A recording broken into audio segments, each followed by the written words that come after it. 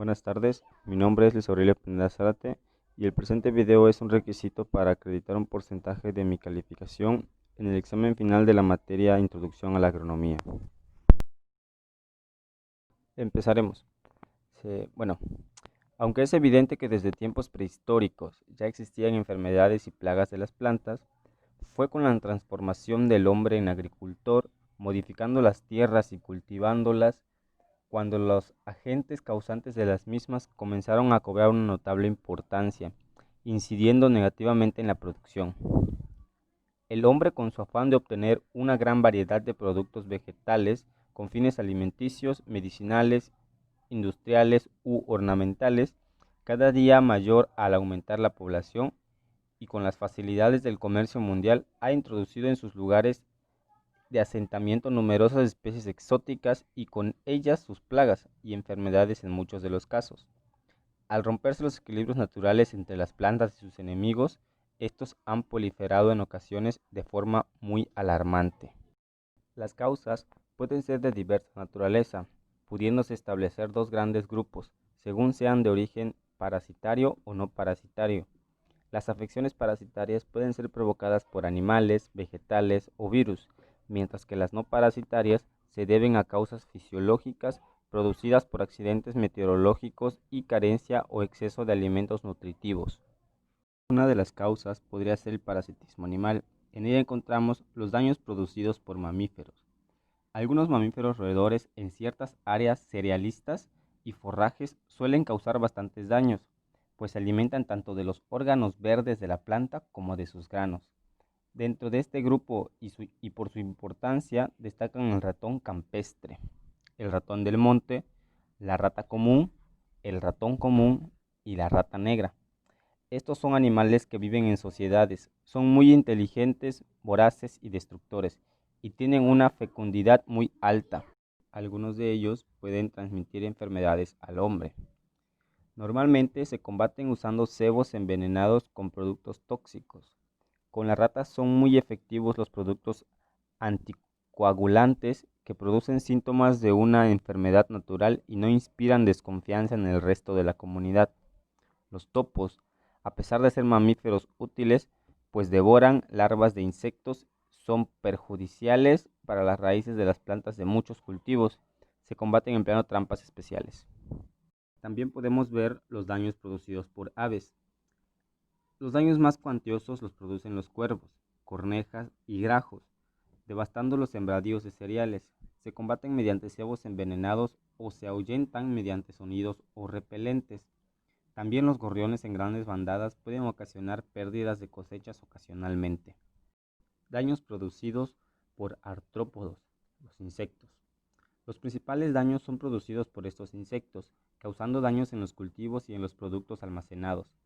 El perjuicio que causan los insectos puede ser directo mediante la alimentación o la ovoposición o indirecto mediante la inoculación de algún agente patógeno. Causan perjuicio directo a aquellos insectos que se alimentan mediante masticación, como los saltamontes, las orugas, que consumen una porción bien visible de la planta huésped, atacando a las hojas, los frutos, yemas o ramillas. Pueden causar daños externos o internos, como en el caso de los minadores o insectos taladradores, que abren galeras en los peciolos de las hojas, ramas, troncos, frutos o raíces, y que incluyen larvas de mariposas y escarabajos principalmente. También las raíces, tubérculos y bulbos subterráneos son devorados por las larvas de muchos escarabajos, moscas y algunas mariposas. Daños producidos por los artrópodos crustáceos. Los denominados cochinillas de humedad son crustáceos terrestres que pueden causar daños a las plantas, pues se alimentan de órganos vegetales tiernos y jugosos. Viven en lugares húmedos y a la sombra. Algunas de ellas tienen cuerpos formados por anillos que les permiten arrollarse en forma de bola.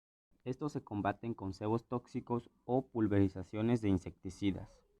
Daños producidos por gusanos nematodos.